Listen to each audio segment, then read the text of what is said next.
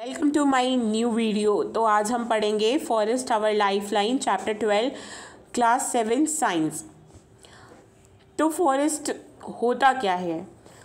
A dense growth of trees other type of plants covering a large areas called forest. मतलब कि जो घने जहाँ पे पेड़ पौधे बड़े होते हैं और अदर टाइप्स ऑफ प्लांट्स होते हैं कवर करते हैं एक लार्ज एरिया, वही हमारा फॉरेस्ट होता है। Forest are not created by humans, forest human नहीं बनाए हैं। There are many definition of forest but it is best defined as an ecosystem or assemblage of ecosystem dominated by trees and other woody vegetation. यहाँ पे बहुत सारे definition है forest की, लेकिन ये बेस्ट डिफाइन किया गया है कि इकोसिस्टम मतलब जो हमारे चारों तरफ है और assemblage of ecosystem dominated by trees and other woody vegetation.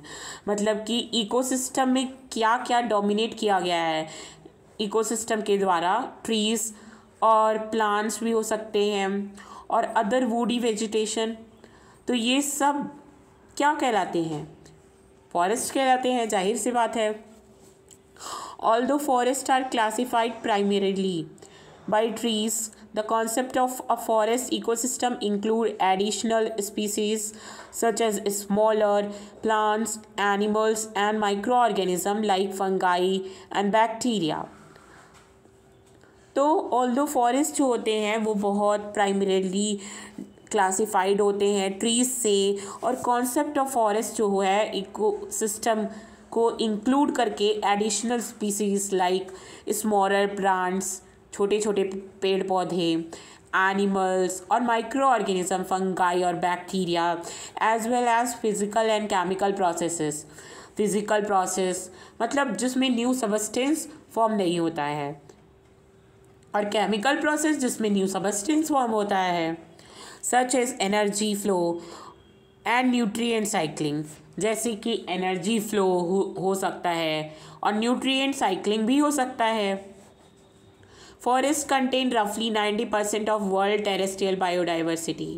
Forests contain करते हैं roughly मतलब 90% roughly of the world terrestrial biodiversity। 90% world का जमीन कवर करते हैं forest. These interact with one another with the non-living part of the environment including the soil, water and minerals to make up an ecosystem that we know as a forest। ये interact करते हैं एक दूसरे के साथ और non living part of environment के साथ, जैसे सॉइल हो गया, वाटर हो गया और मिनरल्स हो गए, इकोसिस्टम बनाने के लिए that we know as a forest, जो हम फॉरेस्ट के रूप में जानते हैं। इन